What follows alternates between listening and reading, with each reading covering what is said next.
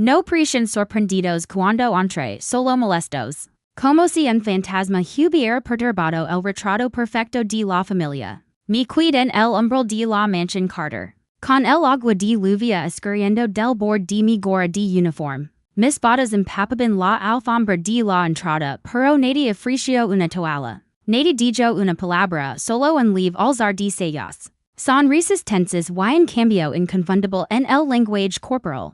Como si alguien hubiera soltado en gas en medio de un funeral once ecos de silencio, ni una sola llamada ni. Cuando estuve desplegada ni después disponible, ni siquiera cuando ascendí teniente coronel. Y ahora estaba de regreso, no por ellos, sino por el único hombre que alguna vez me mira los ojos y me dijo que yo era suficiente. El vestibolo seguía igual. La gran escalera, los paneles de roble, los retratos de los Carter muertos en las paredes. Observando como jueces en una sala de tribunal, el olor a madera pulida y resentimiento rancio. Avance, tratando de que mis botas mojadas no chirrían en el suelo. Patricia fue la primera en hablar, por supuesto era Emily, su voz fue seca, no te esperaba. No me querías decir, asentí una vez, vine a presentar mis respetos.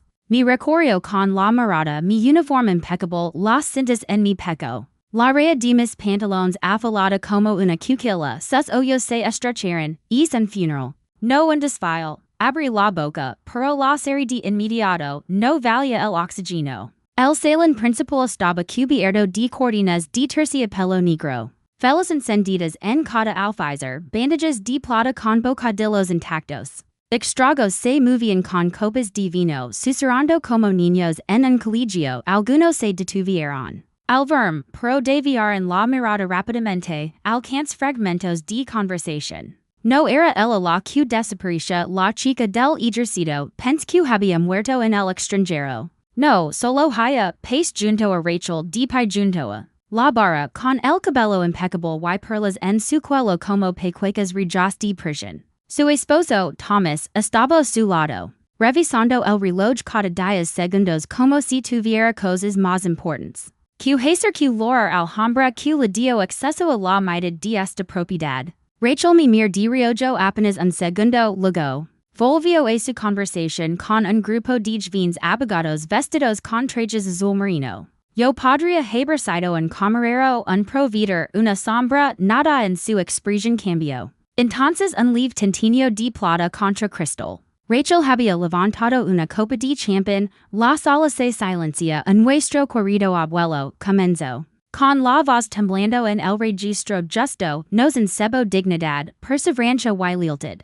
Construyó este nombre familiar y honraremos es legado permaneciendo unidos. Casi solto una risa, unidos, no me habrías compartido ni un paraguas en medio de un huracán. Sentí una presencia a mi lado, un hombre con un viejo uniforme de gala de los marines mi esencia. Lento y deliberado, reconocí la insignia en su pecho, fuerzas especiales. No dijo nada, solo desliza algo en mi mano al pasar, una nota doblada. Sin nombre, solo 5 palabras escritas con letra firme y cuadrada. Reenet conmigo después de la lectura, por supuesto, el testamento. Escaní la sala otra vez. La urna de mi abuelo descansaba bajo su retrato en la repisa de la chimenea. Flanqueada por dos banderas estadounidenses, en la foto. Se veía fuerte, con el uniforme completo, el pecho lleno de medallas. La sonrisa que desafiaba al mundo a subestimarlo, trague saliva. Estaba a punto de acercarme cuando la voz de Patricia resonó de nuevo, esta vez más fuerte. Para que la escuchara toda la sala. Mi padre nunca pensa en dejarle nada a ella, dijo, segalandum como si yo fuera una monja. Solo estaba de paso, murmullos, miradas hacia mí, algunos invitados se movieron incómodos. La observe, dije que el silencio hablara por mí, no. Lord, no pestaquí, solo me di la vuelta y caminé hacia la salida, que creyeron que habían ganado. Que se sintieron poderosos en su pecueco reino, lega la puerta principal. Apretando la nota en mi bolsillo como un salvavidas, entonces. Escuché una voz detrás de mí, firme, compuesta, indudablemente oficial. Coronel Carter, las últimas instrucciones del señor James Carter fueron muy específicas. Pedía que comenzáramos con usted. mi dijeron que no vendría comenzo el abogado. Pero él estaba seguro de que lo haría la voz del señor DeWitt. Resonó contra las paredes revestidas de madera del despacho Carter. Una sola que de niga mi había estado prohibida solo para adultos. Dice mi abuelo con una media sonrisa y en guigo. Ahora estaba de pie en la cabecera de una mesa forrada en cuero. Rodeada de personas que preferirían verme desaparecer antes que sentada allí. La lluvia golpeaba suavemente los altos ventanales detrás de él, un ritmo constante que subrayaba. La tensión que se arrastraba por las espinas de todos me mantuvo de pie. Que sintieran la incomodidad. Que se removieran en sus sillas acolchadas mientras yo esperaba a que la verdad emergiera. Rachel jugativa con su pulsera, Patricia golpeaba con una yuca la coda su copa de vino una. Dos veces, como una advertencia, Thomas ayudaba su gemelo. Con precisión mecánica, Kayla Brooks, la asistente, permanecía de pie tras DeWitt. Con los ojos recorriendo la sala, sin detenerse en ningún lugar demasiado tiempo. DeWitt se acomodó las gafas y carraspio, una pila de carpetas legales repasaba ordenada frente a él. En la portada de una sola palabra, Carter, proceder, dijo, Patricia abría la boca. Pero él levantó una mano con suavidad, por favor, permítame terminar sin interrupciones. Estas son las instrucciones finales del señor James Carter, firmadas y notariadas hace 6 meses. Rachel parpadeó, 6 meses, DeWitt no la mir, si, sacó un fajo de documentos y comenzó a leer. Amenida la coronel Emily Carter la. Dejo la mansión de la familia Carter y todas sus pertenencias, incluida la casa. Las 5 hectáreas circundantes y las cuentas privadas de capital a mi nombre. Se podía escacar que en alfiler mis dedos se cerraron levemente los nudillos polidos. Mantuve la vista fija en DeWitt, continuó.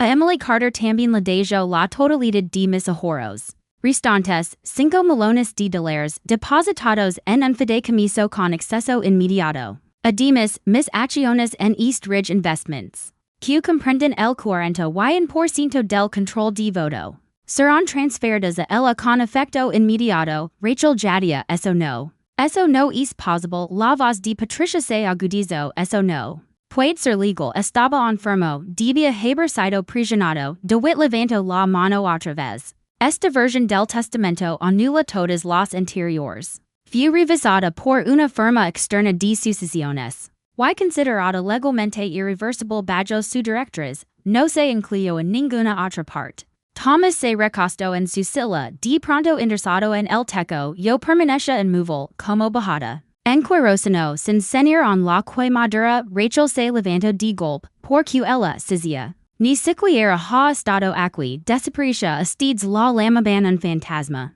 La expresión de Patricia se resquebrajó apenas un instante, lo suficiente. Para que alcanzara a ver el pánico, no era duelo, era miedo, olía a podredumbre bajo el perfume.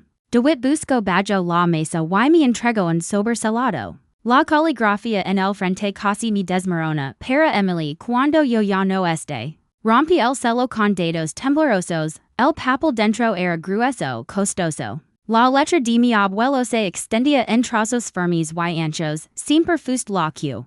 Tuvo courage. Siento no haber dicho lo que Mauritius saber mientras vivía, lo entenderás pronto. Empieza con la confianza, luego mira más a la garganta se me cerrar. Dobo la carta despacio, con cuidado, como si pudiera quebrarse, Rachel lloraba hora. Pero no era tristeza, era furia, sus hombros temblaban, los pupos apretados en su regazo. Esto no es justo, murmuraba, él sabía lo que esto nos haría. Lo hizo a propósito, Patricia fulminó a DeWitt con la mirada, impugnaremos esto, no pueden. Respondió él con calma, su padre se aseguró de ello, no dijo nada a nadie más. Y lo hizo legalmente irreversible, la sala queda en un silencio. Atenido, afuera, retumbó el trueno. Dentro, algo más frío se resquebrajaba, Thomas se levantó bruscamente, tengo una llamada, murmuró. Aunque nadie preguntó, Patricia permaneció sentada, con el rostro pétreo. Su mano temblaba al alcanzar la copa, DeWitt comenzó a recoger. Los papeles, habrá trámites que seguir. Me pondrá en contacto con ustedes por separado en relación a la transición de bienes. A medida que los demás se retiraban, silenciosos, herdos, calculadores, yo permanecí. Kayla Brooks se quedo junto a la puerta cuando mi movie para salir se acerca. Su voz apenas audible. Su abuelo quería que viera esto a solas, desliza. Algo en el bolsillo de mi abrigo, una memoria USB, y se leía sin otra palabra. El archivo estaba encriptado y marcado, y solo si ellos contrataken. Me qued mirando esas palabras que parpadeaban débilmente en la pantalla de mi portátil. Con la estática de la televisión del motel de fondo. Y el golpeteo constante de la lluvia en la ventana. Richmond no había cambiado mucho, seguía gris, seguía húmeda. Seguía escondiendo demasiadas cosas traspasadas cuidadas. Estaba sentada con las piernas cruzadas sobre una cama chirriante. En una habitación que olía a limpiador barato de alfombras y cigarrillos olvidados, el tipo de lugar en el que llamas varias a encartar, salvo a mí. Claro, la vergüenza de la familia, el recuerdo de guerra que nunca pidieron, pero esa noche. Yo era la única que poseía un arma que ellos no sabían que existía. La memoria que Kayla había deslizado en mi bolsillo pasaba más de lo que debería. La conect, una sola carpeta aparecía en la pantalla, downfall se requería contraseca. Mis dedos vacilaron sobre el teclado, y entonces, sin pensarlo, escribí lo que sabía antes de saber que lo sabía, Operación Downfall, clic, la carpeta. Se abría subcarpetas, correos electrónicos, audios y confidencial. Mi corazón late más fuerte con cada clic. Empecé por los correos electrónicos. Los hilos eran larguísimos, decenas de intercambios entre Patricia y Thomas. Los más antiguos databan de hace casi 8 años, hablaban de revisions al testamento. De mi abuelo, no solo una vez, sino varias, palabras que saltaban ante mis oídos como víboras. Apalancar en el extranjero, irreversible pero discreto. Y la que me congeló la respiración a mitad de una frase, eliminar a Emily como heredera. No solo me habían excluido, habían intentado borrar mi dot al seguir desplazando en contra archivos. Agentos, PDF de testamentos anteriores, algunos sin firmar. Otros editados con marcas de tiempo con apenas meses de diferencia. Las firmas se veían mal, demasiado idénticas, demasiado pulidas, falsificadas. Record la mano de mi abuelo temblando cuando escribía, sus bucles se habían vuelto inestables. Deliberados, estas eran limpias, mecánicas, al abrir los audios. Hali una sola nota de voz, era Kayla, Emily, si estás oyendo esto. Significa que confío en ti más de lo que confío en los demás.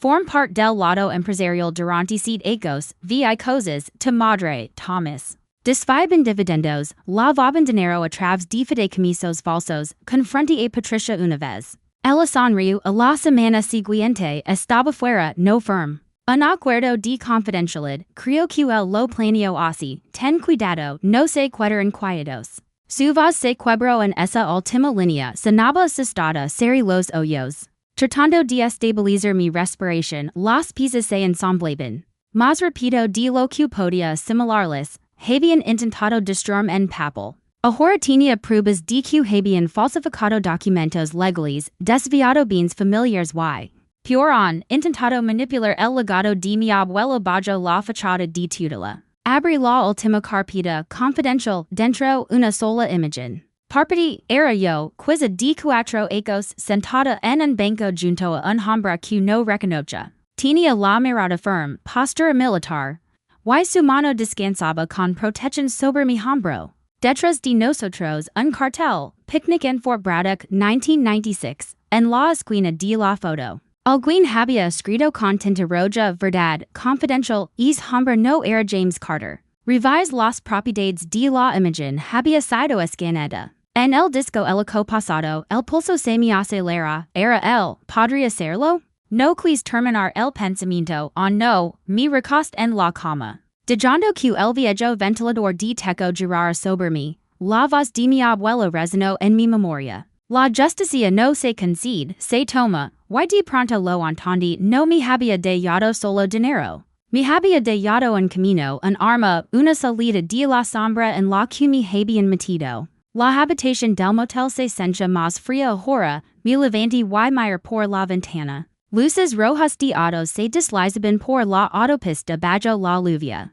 En algún lugar allí afuera, Patricia ya estaba conspirando, Thomas también. Olarian esto antes de que yo siquiera golpeara la puerta, el portal sona, una la mata entrante. Número desconocido dude luego contest, Coronel Carter dijo. La voz de enjambra baja wire gente. Creo que ya han comenzado a encubrir sus huellas. Thomas se congeló al verme en la junta de accionistas de la compañía, ella no está autorizada. Solta de golpe, las palabras resonaron contra las paredes de vidrio del salón de juntas de Carter. Holdings, pero la única reacción fue un silencio colectivo, tenso, expectante.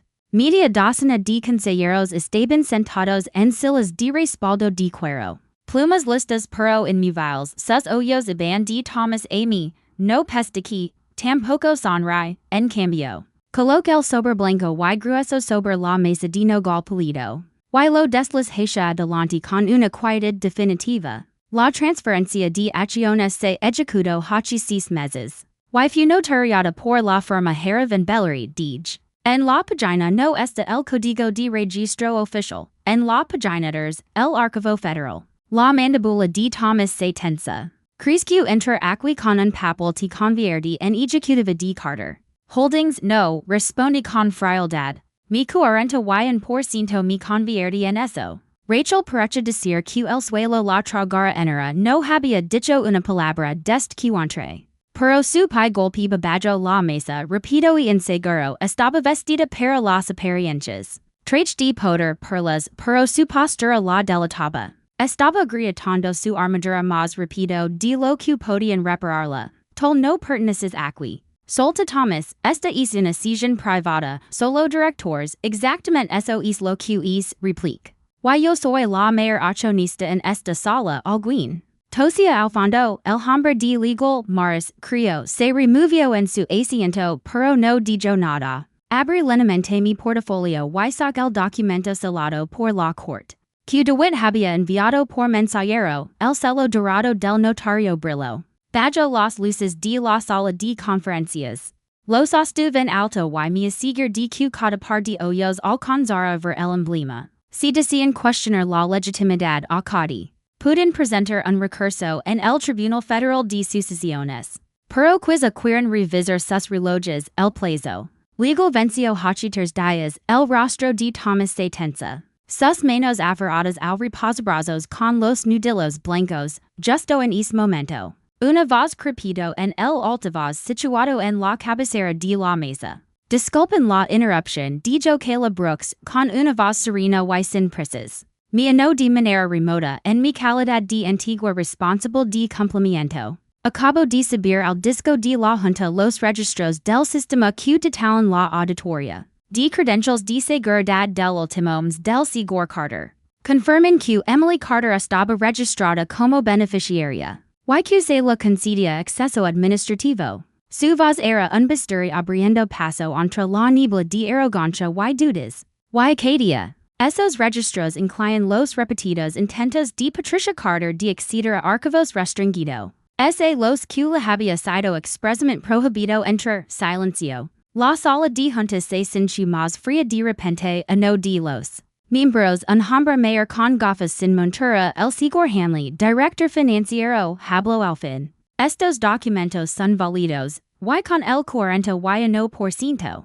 El puesto de la señorita Carter no es negociable, la mirada de Rachel caía. Sobre su regazo, Thomas no se movió, pero su pecho subió y bajaba con mayor rapidez. No me sent. No todavía, permanecer de pie les recordaba que yo no había venido a suplicar. Había venido armada, ya tienen su documentación, pasamos a la revisión trimestral. Los siguientes 40 minutos transcurrirían en un silencio. Rígido, interrumpido por preguntas dispersas, no hablo mucho, solo cuando me preguntaban. Dij que ellos hablaran, dij que se consumieran. Dij que la idea de mi presencia se asentara como un peso. Sobre sus pechos, cerca del final sorprendí. A Thomas inclinandos hacia Rachel susurrar algo en voz baja, demasiado baja para los demás. Pero yo le la forma de sus labios, estamos perdiendo. Es más peligrosa de lo que pensábamos, claro que lo soy, salí de la reunión con pasos firmes. Los tacones resonando sobre el mármol del pasillo, no sonríe, no presumí. pero dentro de mi algo se tensa con una satisfacción acerada afuera. La lluvia había cesado, mi coche me esperaba en el estacionamiento ejecutivo. Justo don lo había dejado antes de la reunión, nada parecha extrago hasta que abrí la puerta. Mi pulso retumbó. Sobre el asiento del copiloto había una copia de la carta que me había escrito mi abuelo. Chamuscada en los bordes, torcida y oscurecida por las llamas, no estaba allí antes. La tomé con cuidado, el papel crujió entre mis dedos, una sola palabra estaba escrita abajo en tinta roja y descarbada. La carta estaba dentro de un sobre sin marcas, pero en su interior había un acta de nacimiento. La mía, el nombre era el mío, la fecha era la mía, pero el espacio del padre estaba vacío. No un guión, no una abreviatura, solo un vacío. Un hueco grabado en papel oficial del Estado como si alguien hubiera empezado a contar una historia. Y se hubiera detenido antes de la primera frase. La observé durante largo rato bajo la luz tenue de la bodega, el polvo flotaba en el aire como secretos suspendidos, el lugar olía a papel viejo y el linoleo estéril olvidado. Cuidadosamente irrelevante. Pero mis manos temblaban en mi respiración seguía contenida, yo había venido en busca de ecos. No de esto, los archivos estaban guardados en una instalación a las afueras de Richmond. Kayla me había enviado la dirección y un código. 16 dígitos, James lo guardaba todo fuera de la casa, me dijo, ya no confiaba en la casa. El lavero electrónico abría una puerta de acero, que conducía una sola línea de gabinetes metálicos y cerraduras ignífugas. Encontré el acta de nacimiento en una carpeta marcada. Como y carta confidencial, había otros documentos en él. Callaran, cartas antiguas, postales, fotografías, un testamento sin firmar fechado hace 2 años. Pero no pude mirar nada de eso on por contemplar esa línea en blanco en mi acta de nacimiento. Había derrumbado algo que no sabía que sostenía. A fuerza de voluntad. Me dije caer en el borde de un banco metálico y saqué mi teléfono. Mi pulgar se detuvo sobre el contacto de Kayla, pero no la llamé en su lugar. Abrí la nota de voz de mi abuelo, la que había encontrado en la memoria USB, no había mencionado nada de esto, nada cercano siquiera, solo vagas palabras de aliento, un afecto tranquilo. Pero ahora comprendía lo que no había dicho, seguí hurgando en el archivo. De entre el certificado y un formulario de baja militar que una hoja doblada. De papel rayado, la letra de mi abuelo, inclinada, firme, recorría la parte superior. Me hicieron prometer. Lo odiaba, debajo había un párrafo sin saludo, sin fecha, solo una confesión cruda y dolorosa. Dicen que sería para protegerme, que la verdad haría más daño que bien, nunca lo cree. Pero de mi palabra, y eso me rompió un poco por dentro, cada comi preguntabas de don venias, y yo te mencha parpati con fuerza. Pero las lágrimas on así me habían adaptado y mentido al respecto. Era yo un error que intentaron borrar o un secreto que alguien trata de enterrar? La carta no lo dice, pero algo dentro de mí se quebró y se desplazó. Como una fala dormida demasiado tiempo, nunca fui parte de su imagen perfecta siempre. Estaba fuera del marco, y no se trataba solo del dinero, no me habían robado solo la herencia. Me habían robado mi identidad, mi derecho a saber quién era. Saca un segundo documento de la carpeta, otro testamento. Esta estaba mecanografiado, no firmado, titulado Legado Carter Phase 2, mi nombre aparece de nuevo. Pero esta vez en negritas, no solo como beneficiaria, sino como fundadora. Como si mi abuelo hubiera trazado planes que se extendían más allá de la muerte, como si supiera que yo volvería y escarbaría. El testamento mencionaba fundaciones, fondos educativos, nuevas iniciativas ligadas a familias militares y veteranas mujeres, mi trayectoria, mi carrera. Él había visto valor en todo eso, él había creído en mí, pero porque nunca lo firmó, una nota grabada al margen dicha notariar antes de octubre. El murió en septiembre, serie los hoyos y dije que el aire se ascenderá a mi alrededor. La temperatura ahora se siente más fría, aquel susurro de ecos atrás emergía en mi memoria. De repente nítido y vivo, algo que había escuchado de niña. Escondida tras la pared de la despensa durante una de sus discusiones apremiantes. Y en voz baja, no dijes que el lo sepa, lo arruinaría todo, pens que hablaban de dinero. No era eso, mi teléfono vibra, rompiendo el silencio, era Kayla, estas bien no contest. Solo escribí lo en contra ella. Respondió al instante, jamás. Mira en el sobre rojo detrás del cajón 6b mi lavandi. On averando el certificado y el testamento sin firmar, el gabinete gimia cuando lo abrí. Revelando una hilera de carpetas numeradas, detrás del cajón 6b, tal como ella había. Dicho, había un sobre carmesí escondido al fondo como una advertencia olvidada, tenía mi nombre. Pero no dice Emily, la letra era suya. Firm y precisa abrir solo si Patricia se mueve contra ti. Ya no estaba lucando solo por el dinero. Estaba lucando por demostrar que nunca fui la impostora que ellos pintaron. Durante aquellos me dejaron creer que yo era el error, la extraga la que no pertenecía. Pero ahora tenía hilos reales, y los estaba tirando con ambamenos.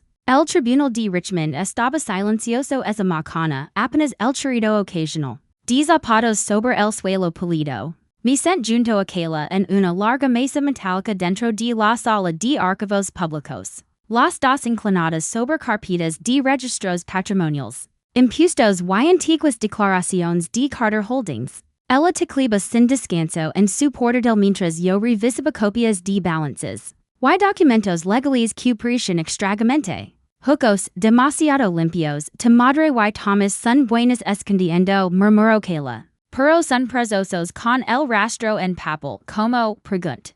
Hoyendo otra página de activos trimestrales, duplicar en lenguaje entre distintos informes. Mira. Esta sección del resumen del tercer trimestre de Granger Holdings coincide línea por línea con la declaración patrimonial, incluso el despachado es idéntico. Significa que copiaron y pegaron sin actualizar las cifras, dijo ella. Aficionados, no pude evitar sonreír brevemente, se sentía bien estar haciendo algo. Habíamos convertido su apartamento de una sola habitación en un improvisado cuarto de guerra. Notas adhesivas pegadas en las ventanas, pizarras blancas con cronologias. Impresiones esparcidas por el sofá y la encimera, había cafeína. Conspiración y una creciente sensación de que estábamos tras algo real. Esa misma macana habíamos visitado la oficina del registro del condado para comprobar documentos de sucesión. Y comparar autorizaciones legales sobre la herencia de mi abuelo.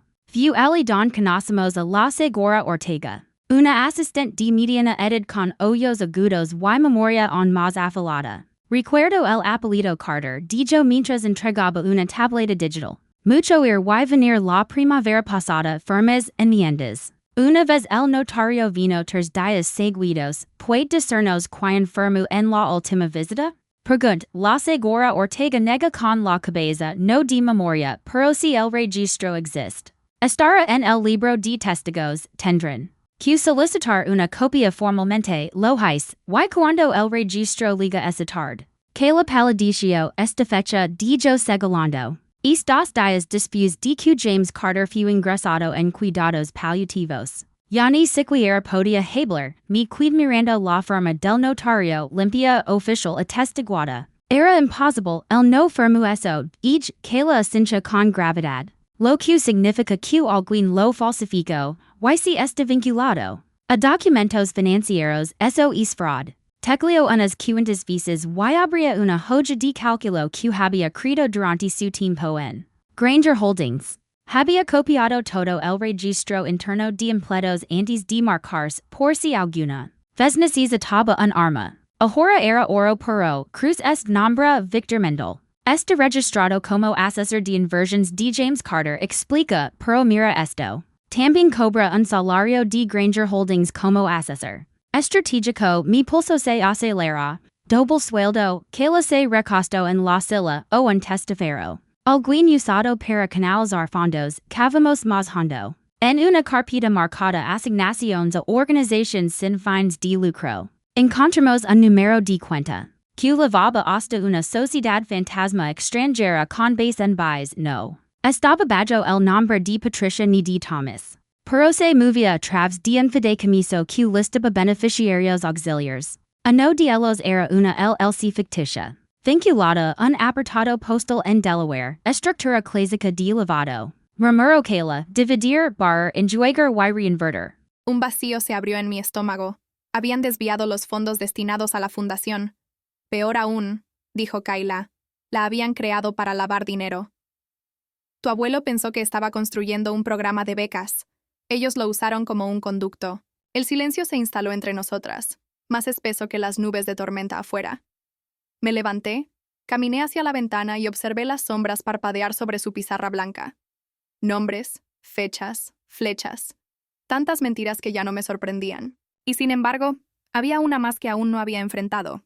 Saqué el sobre de mi chaqueta, el que había permanecido intacto desde la sala de archivos. El que decía, ábrelo solo si Patricia se mueve contra ti. Ella lo había hecho.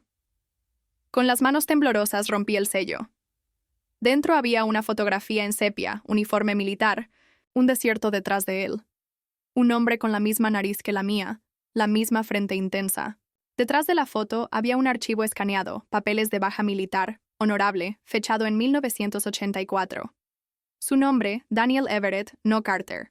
Volteé la fotografía. En la letra de mi abuelo decía, él nunca te abandonó. Se aseguraron de que no pudiera volver. Rachel no se inmutó cuando le pregunté, ¿cuánto tiempo lo has sabido? Ni siquiera parpadeó. Solo dejó su taza de café con una precisión mecánica. El sonido contra el platillo fue más fuerte de lo que debía en el silencio pulido de la cafetería. El lugar era impecable. Candelabros de cristal, paredes de ladrillo visto, helechos colgantes, todo diseñado para un confort calculado. Pero no había nada cómodo en el aire entre nosotras. Siempre te ha gustado hacer preguntas con cuchillos dentro, dijo con calma. Eso no es una respuesta. Me incliné un poco hacia adelante. No estoy aquí para pelear.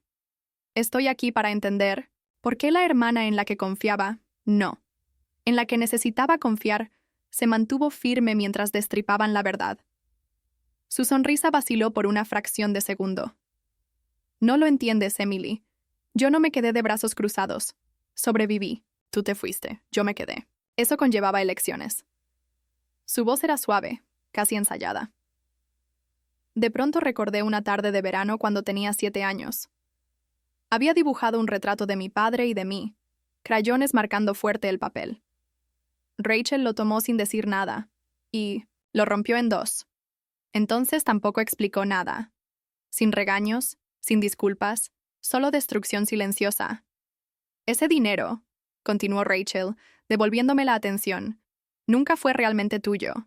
Tú eras la historia secundaria. ¿De verdad crees que te habrían dejado tomar el control sin tener un motivo para detenerte? ¿Entonces sabías sobre la cuenta en el extranjero? Pregunté, observándola con cuidado. ¿Las firmas con fecha retroactiva? ¿La empresa fantasma canalizando los bienes del fideicomiso hacia Granger Holdings? Sus labios se apretaron. Sabía que las cosas no eran transparentes, pero Thomas manejaba las finanzas. Patricia controlaba el discurso. Yo solo hacía mi trabajo. ¿Tu trabajo? Tu trabajo era borrarme. Sus dedos se cerraron sobre la servilleta. No lo entiendes. Tú nunca tuviste que vivir bajo sus reglas. Tú escapaste temprano. Yo no. Quise creerle. Por un momento incluso lo hice, pero se desvaneció en cuanto me miró con esa vieja lástima cansada, como si yo fuera una intrusa ingenua incapaz de comprender el costo de quedarse. ¿Quién falsificó la última enmienda? Pregunté. Dime, ¿fue Patricia o fue Thomas? Rachel no respondió. Su silencio no era duda. Era protección. Me recosté lentamente, exhalando. ¿Crees que si no lo pronuncias en voz alta, no eres responsable? Ella se levantó, alisando su falda con elegancia calculada. Puedes excavar todo lo que quieras, Emily, pero ya estás rodeada. ¿Aún no has notado que las paredes se cierran? Yo también me puse de pie, más despacio. Ya no los proteges a ellos. Te proteges a ti misma. Rachel no lo negó. Pasó a mi lado, su voz baja. No eres el legado. Eres la carga. Debería haber dolido. Pero lo único que hizo fue aclarar. La esperanza, que llevaba en el bolsillo como un talismán de infancia, la esperanza de que Rachel rompiera filas, había muerto oficialmente. Mi teléfono vibró. El mensaje de Kayla iluminó la pantalla. Acaban de presentar una orden judicial para congelar toda la herencia. Un tribunal no se trata de la verdad. Se trata de quién controla la narrativa. El Tribunal de Circuito de Virginia se alzaba más imponente de lo que recordaba. Sus pasillos de mármol resonando con zapatos lustrados y tensión contenida.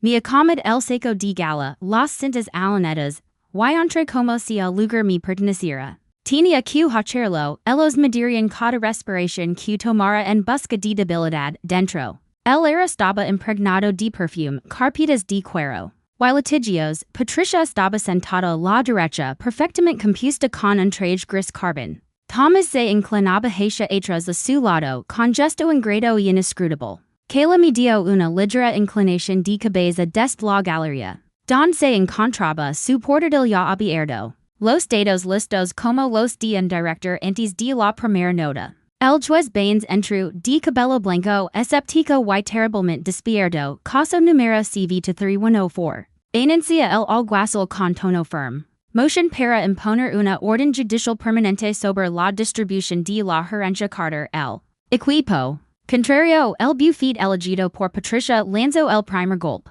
Su líder, un hombre llamado Harrington, con una voz como madera barnizada. Mi pinta como un fantasma con reclamaciones dudosas, la Coronel Carter dijo. Number ha formado parte de los asuntos personales ni corporativos de la familia por más de una década. Su repentina aparición y control sobre los bienes despiertan preocupación. No solo por el momento en que ocurre, sino por la autenticidad. Cito vagas inquietudes psicológicas, los registros militares son públicos, pero no podemos confirmar el estado emocional de alguien entrenado para la guerra. Su presencia en estos asuntos, en dramática, resulta quizás desestabilizador. Sentí que la columna se me erizaba, pero mi voz permaneció firme, con permiso, su seguridad. El juez Baines asintió brevemente, mi puse de pie, mi historial militar incluye múltiples condecorations entre las dos estrellas de bronce.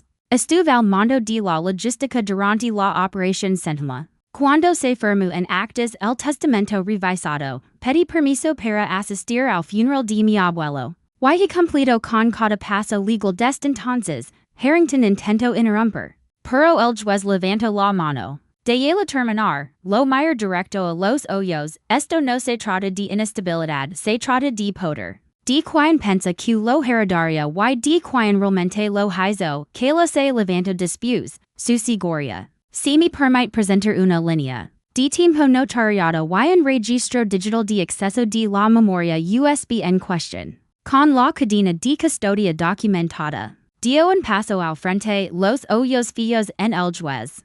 No en los lobos contrajes de disuader del otro lado, el juez revisó el impreso. Ajustó sus gafas y carraspio, no voy a dictar sentencia hoy dijo. Pero no vio bases legales para mantener el bloqueo de forma indefinida. La distribución de la herencia puede reanudarse mientras continúa la investigación. La mandíbula de Patricia no se movió, pero sus ojos sí. Y solo destello de sorpresa lo valía todo. Se levantó la sillón, afuera el cielo estaba pesado de nubes, pero aún sin lluvia. Me dirigía hacia mi coche cuando los tacones de Patricia resonaron detrás de mí, su voz fue baja. Calculada puede que leave el uniforme, pero nunca levara. El nombre, mi gayer no intento levar el nombre, intento descubrir quien lo enter. No dijo nada más y se alejó poderosa en su postura, pero enseguida bajó su silencio. Al abrir la puerta, mi teléfono vibra número desconocido, investigue.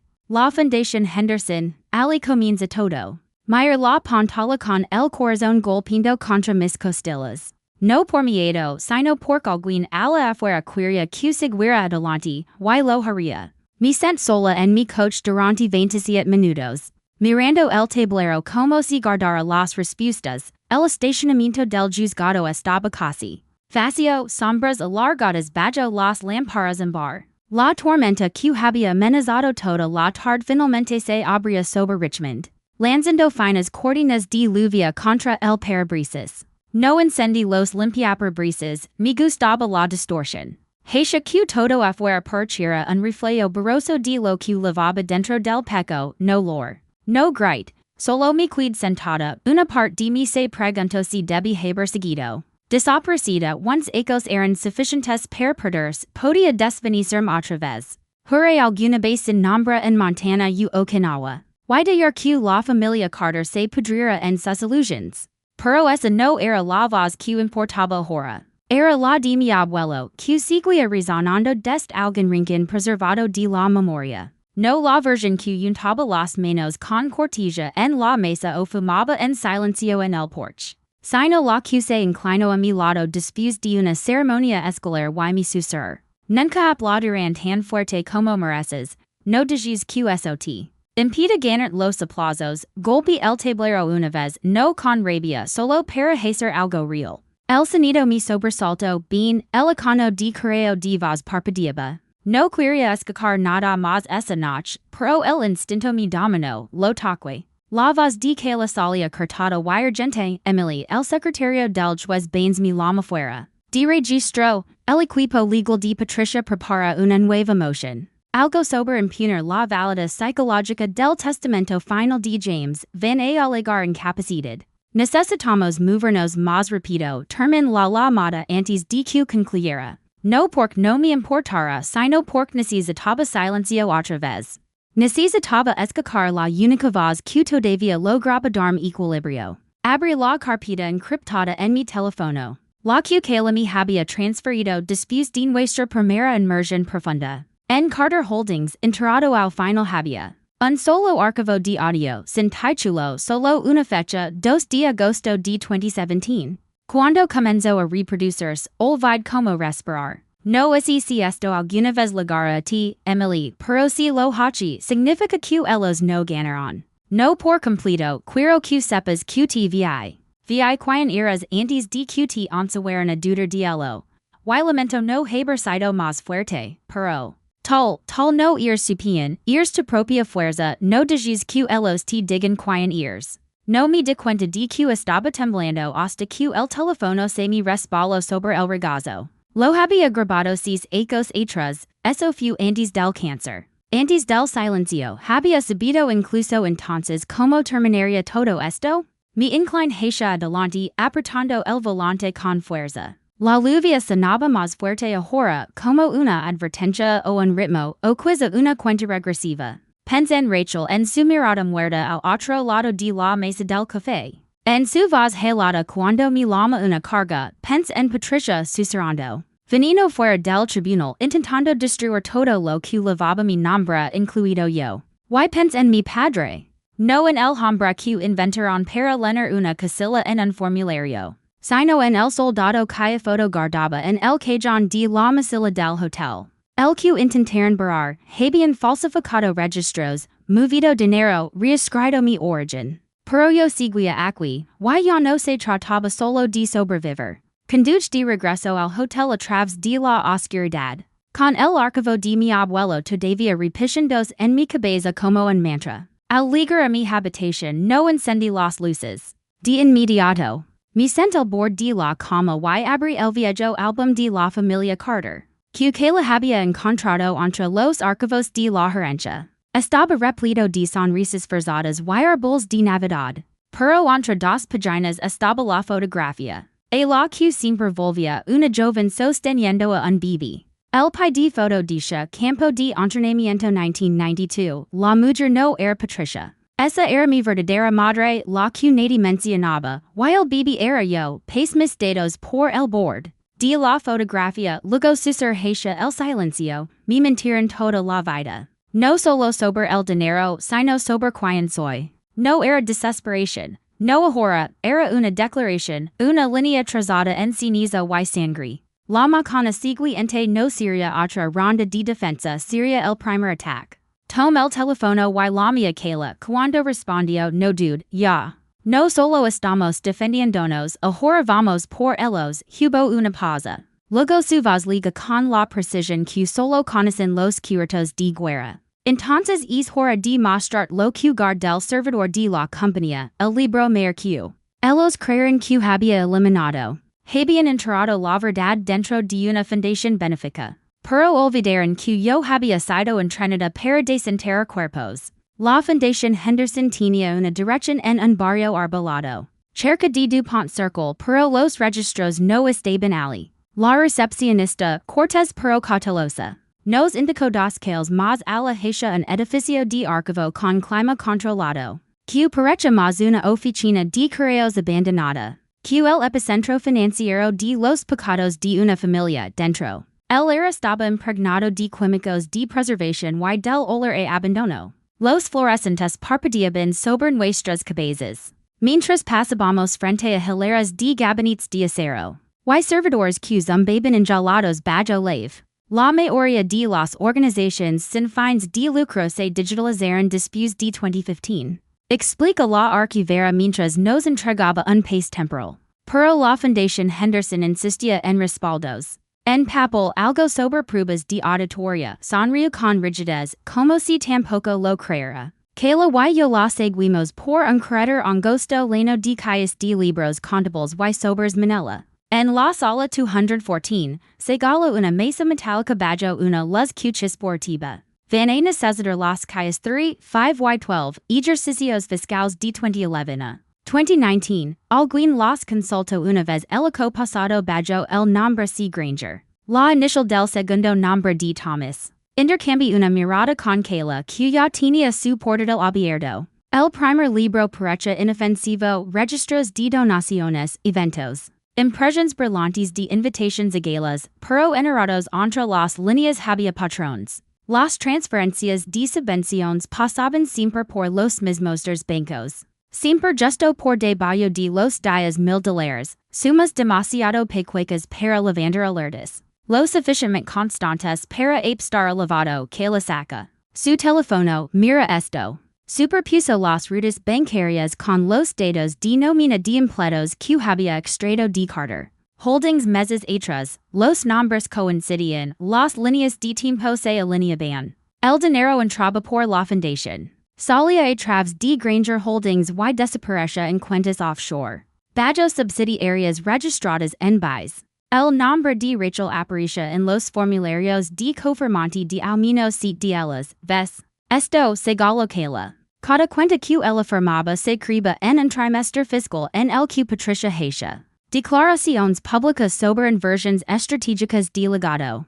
Encontramos correos electrónicos impresos, fechados y subrayados, entre Patricia y Rachel. Instrucciones en clave, frases codificadas, mandan todo bajo el programa de Fundación 3B. Asegurate de que los desembolsos se fraccionen a lo largo de los ejercicios fiscales, recuerde a Thomas que el programa 3B es intocable. El programa 3B era un fondo fantasma, ninguna asociación, ningún beneficiario. Pero las cifras coincidían exactamente con lo que a mí me habían negado, 5,2 millones. El libro contable de la calle 12 contenía el resto. Pegado en la parte posterior había un apéndice marcado como uso interno solamente dentro. Encontramos una lista de empresas creadas por la fundación, un nombre resaltaba verdad. Strategies LLC que la se quedó inmóvil.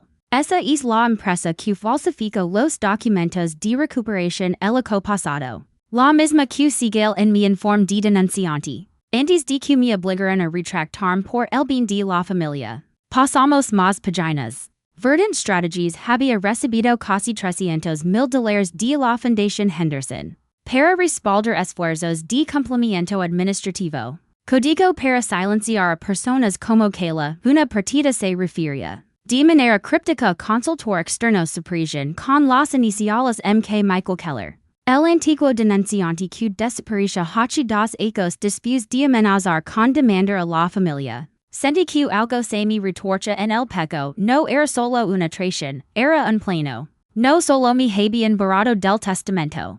Habían usado la fundación para aniquilar a cualquiera que cuestionara la narrativa. Rachel no era solo cómplice, era operativa. Patricia lo había dirigido todo bajo la bandera de la caridad que la se recostó en la silla. Tenemos suficiente para una auditoría federal, tal vez una remisión penal. Yo me quedé mirando la última página del apéndice, ya no era furia. Era certeza fría absoluta, el jugo había cambiado, en el coche de alquiler. Revise mi bandilla de entrada, había legado un nuevo correo desde un dominio desconocido. Ningún mensaje, solo un archivo adjunto en PDF, citation judicial presentada. Por Patricia Carter. Motivos, defamation. Dawo reputational y petition para revocar herencia militar federal bajo reclamo de ganancia. Fraudulenta seri los hoyos, esa era su siguiente jugada. Y la mía tendría que ser mayor, ellos esperaban silencio, entre. En esa sala como si hubiera esperado unos ecos por este momento. Mis botas resonaban más fuerte de lo normal sobre el piso pulido del Tribunal Superior de Richmond. Pero no todavía sabía que todas las miradas estaban sobre mí, algunas escépticas, otras curiosas, y unas pocas, como las de Kayla, apoyándome en silencio. La prensa se agrupaba como moscas al fondo, un grupo de veteranos locales asincha al verme pasar. No bajo el ritmo, Patricia estaba en primera fila, flanqueada por dos abogados. Con perlas apretadas alrededor del cuello como si fueran lovnico. Que la sostenía Rachel se sentaba dos asientos detrás, rígida y impenetrable. Thomas se inclinaba hacia adelante, el mentón apoyado en su pupo. Como un director ejecutivo mirando una acción que esperaba que colapsara. El alguacil llamó a la sesión en el caso Carter contra Carter, audiencia preliminar en curso. El juez Morrison presidia, su toga se movía como humo al tomar asiento, finals de los 50. Mirada firme, reputación de quarter el drama. Diréis, bien, mi pies de pie, su seguridad, estoy aquí no solo para defender mi herencia legal, sino para exponer una manipulación coordinada de documentos legales. Abuso de poder fiduciario y borrado sistemático de identidad.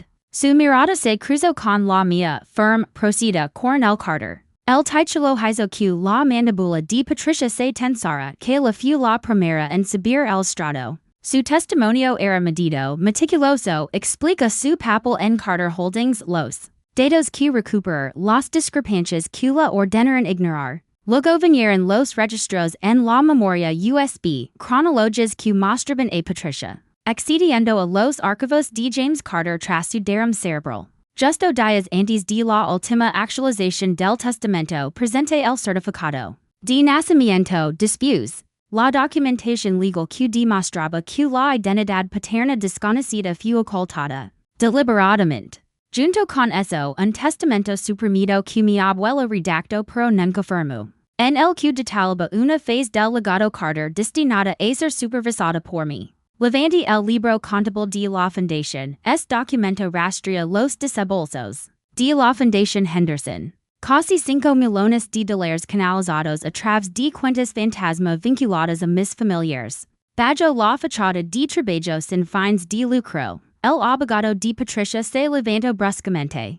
Seguridad, objetamos la introducción de material financiero no autenticado. La objeción queda registrada, dijo el juez Morrison, pero en espera de verificación. Lo aceptar en el expediente, el rostro de Patricia no se movió. Pero sus datos se aferraron con más fuerza al bolígrafo. Y entonces liga el momento que no esperaba, no tan pronto, el juez llama a Rachel al estrado. El adulto lo vi en la forma en que alisa su falda en el segundo extra que se tomó. Para respirar antes de levantarse. Pero camino hacia adelante sin mirar atrás, ¿es usted Rachel Carter? Preguntó Morrison. Sí.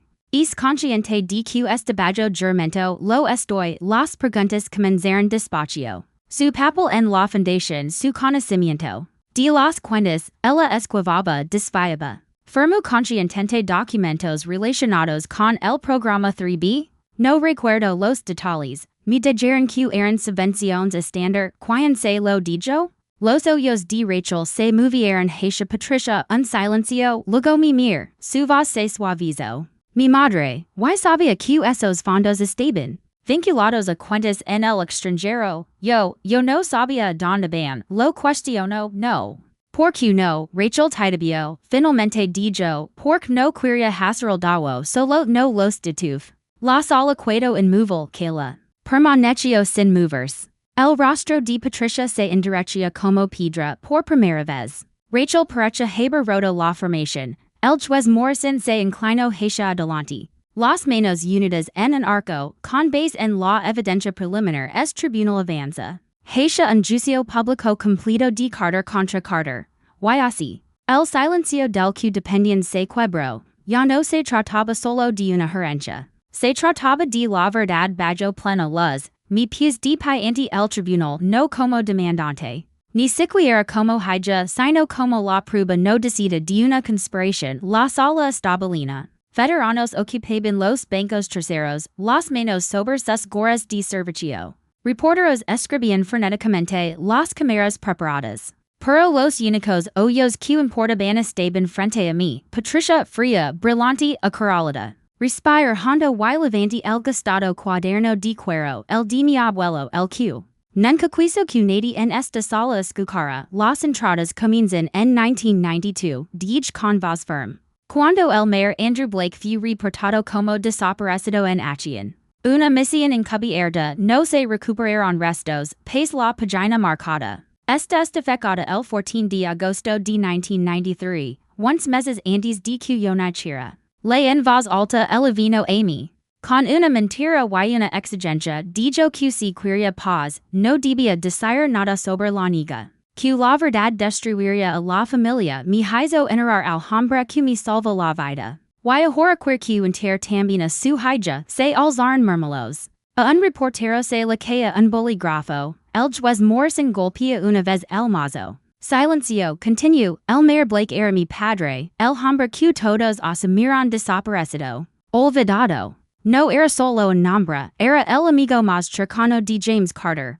Mío, hasta que Patricia lo borró. El rostro de Patricia no se movió, pero sus nudillos se pusieron blancos contra la mesa. Levante una hoja resultados de ADN. Laboratorio privado verificados, contrastados con una base de datos militar, soy su hija biológica. Dije que el peso de la frase se acentuara luego a Cody, y Patricia lo sabía. Un murmullo ahogado recorrió la sala, el apresionó. Para que mi certificado de nacimiento se archivara sin nombre paterno. Instruyó el abogado de la familia para que ignorara una enmienda no firmada del testamento. Que mi abuelo había redactado después de conocer mi filiación. Y se aseguró de que no quedara rastro legal alguno de la conexión del mayor Blake. Con esta familia me volví hacia el juez. Lo que antes era sobre propiedades ahora y sobre identidad, legados manipulados. Registros falsificados, lineages cortados por la ambición. Mayra Patricia a los ojos, el no me abandonó, tal te aseguréis de que no pudiera regresar. Ella se puso de pie lenta al principio, como algo que se rompe tras ecos de control. Sus hilos se rastro hacia atrás, los pies metálicos. Chilando contra el suelo, crees que esto te convierte en una de nosotros, su voz se quebró. Tal fuiste en error.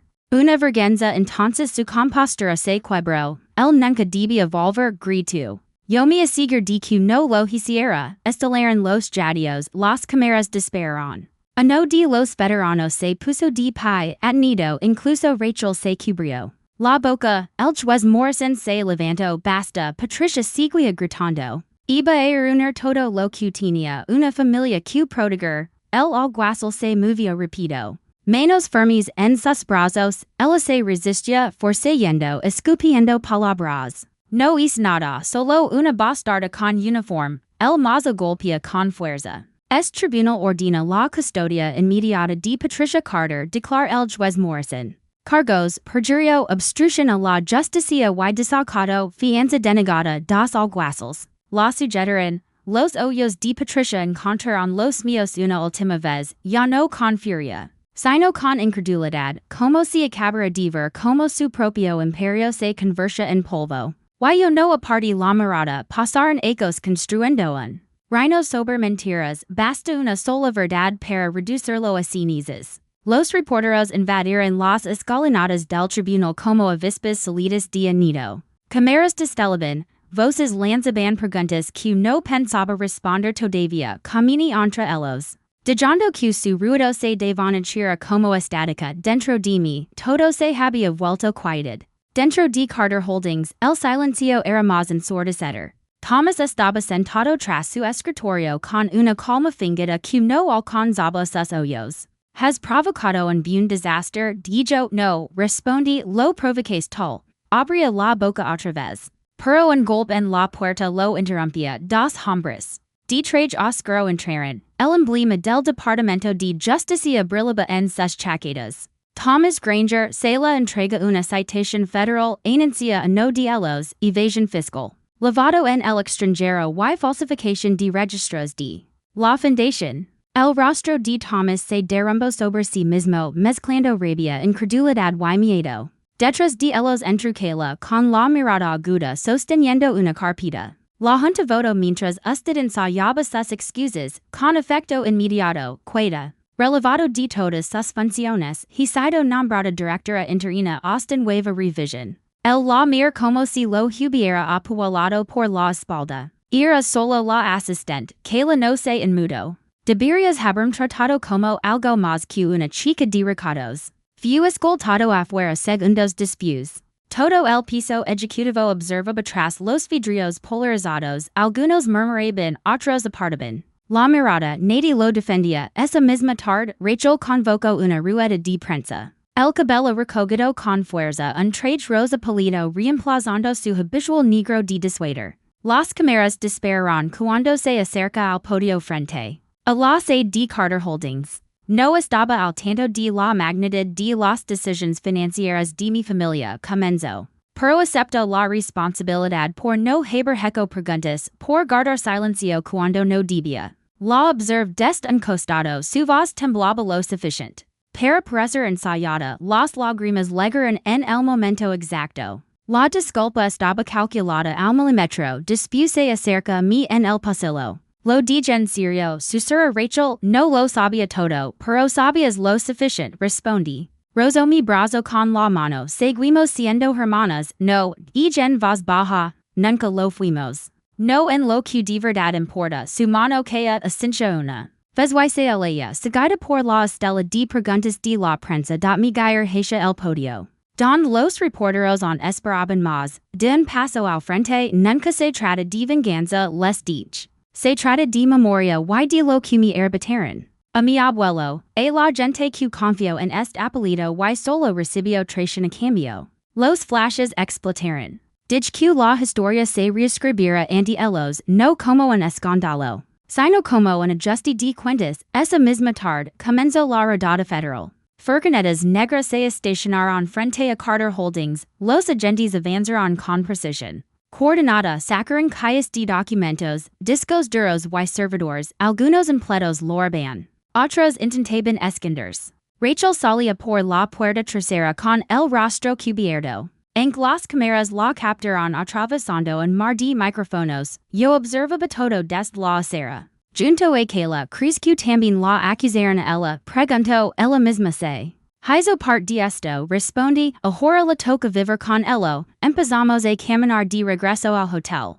El cielo se tibia del resplandor melocotón del atardecer. Cuando la recepcionista me llama desde el mostrador, liga una carta para usted, dijo. Extendiéndome el sobre, sin remitente, escrito a mano, con una sola línea al frente. Emily Carter, privado, hasta estar en la habitación antes de abrirla. Dentro había una sola hoja sin saludo, sin firma. Solo unas palabras, me dijeron que estarías más segura sin mí. Me hicieron desaparecer y lo permití, por tu bien. Pero he observado y ahora creo que es hora de que nos encontremos ob. La ley dos veces antes de que mis manos empezaran a temblar. Ya no necesitaba un nombre. Había construido mi propia verdad, verdad por verdad, cicatriz por cicatriz, el sol entraba rodeados por los ventanales del salón de veteranos en Washington, D.C. Bajando de luz dorada las hileras de asientos y las placas de bronce pulido. No era un lugar grandioso, pero cargaba un peso que no venía del status, sino del sacrificio. Me encontraba junto al podio, la palma firme sobre la madera de roble. Con el discurso doblado en mi mano, humado por el leve sudor de la gravedad. Del momento, frente a mí, filas de uniformes, algunos recién planchados. Otros gastados por el tiempo, rostros familiares de Richmond, de los campos de batalla. De los recuerdos. Los mismos hombres que habían inclinado la cabeza en aquel funeral. Que me habían visto no como un fantasma, sino como una de ellos, que la estaba en un costado. Con una carpeta en la mano, susurrando algo al organizador del evento, sus oídos. Encontraron los míos y Asincha respirar hondo y mirar a la sala. Solía pensar que el legado provenía de lo que heredamos. Un nombre, un título, un conjunto de reglas transmitidas como un destino salado. Pero he aprendido que es algo que construimos, verdad por verdad, cicatriz por cicatriz. Un silencio denso se apoderó de la sala regres a una familia. Que me había borrado, no luch por venganza, sino por memoria. Por aquellos que fueron descartados como yo. Por aquellos que serviron en silencio y fueron enterrados en el olvido. Hice una pausa y sac del bolsillo del abrigo la última carta no la de Patricia, esta era distinta. Una voz resonó en mi memoria. Palabras lidas tanas veces que podía recitarlas de memoria me dijeron que estarías mayor sin mí. Que el silencio te protegería, pero el silencio solo sembra dudas. Te observe desde la distancia impotent. Pero orgulloso, te convertiste en todo lo que esper de ti, a pesar de ellos, no gracias a ellos. Mayor Andrew Blake, levante la vista de la página. Hoy dedico la fundación Blake para la verdad y la transición. Un espacio para aquellos que dirán más de lo que podían permitirse. Y recibieron menos de lo que merecían, no levara. El apellido Carter, no lo necesita, hubo quietud en el público, luego, a no. Los veteranos se pusieron de pie y levantaron la mano en saludo. El mismo gesto que me habían dado en pasillos silenciosos, ahora en pleno luz del día, la garganta se me cerró, corresponde el saludo. Detrás de mí, en la pantalla, comenzó un montage breve, mi abuelo en uniforme. Andrew Blake con su unidad, la inauguración de la primera sede de la fundación en Richmond. Que lo había editado todo con precisión entrelazando pasado y presente, verdad contributo, badge del escenario, que la me encontró a medio camino. Su expresión era indecifrable, fue exactamente lo que debía ser, dijo. Solo me tomo toda una vida en contra las palabras, respondí. Ella sostenía un sobre blanco sencillo, aceleraron los resultados, dijo suavemente. Es definitivo, quería que lo tuvieras hoy, no tienes que abrirlo, badge la mirada, el celo no era lamentativo, solo un pequeño timbre rojo, verificado, no duplicar. La audiencia comenzaba a dispersarse, pero yo no me moví. Me fui junto a una vitrina con medallas militares y banderas dobladas. Guiar lentamente el sobre entre mis manos, sintiendo la textura gruesa del papel, cargado de peso. Lo abrí, dentro, una sola página, confirmación de en Mayor Andrew Blake, coincidencia 99.8%. Cerré los ojos, no porque dudara, sino porque lo sabía, sonreí, pecueca. Calada, real, quizzes algunos fantasmas no regresan para atormentar, sino para sanar. Lo siento por interrumpir la historia. Este canal está restringido actualmente. Así que los nuevos episodios se subirán en Revenge Stories, el mismo nombre. Solo reemplazando th por gracias de corazón por su apoyo constante. El silencio que una vez definía. Su exilio se rompió al fin en una sala iluminada por la verdad, no por la lealtad. Lo que se construyó sobre secretos y vergüenza se desmoronó. Cuando una mujer se atrevió a exponer cada forma falsificada, cada nombre enterrado. La justicia nunca liga a tiempo, pero cuando lo hace resuena más fuerte que cualquier traición. Ningún muro de mentiras puede resistir para siempre contra la María de la verdad. Si sentiste que su lucha también fue la tuya, comenta el número. No, si esperabas algo diferente, escribe el número 2. Why no olvides dar me gusta? Compartir y suscribir para más historias que le dan voz a lo que el silencio cala.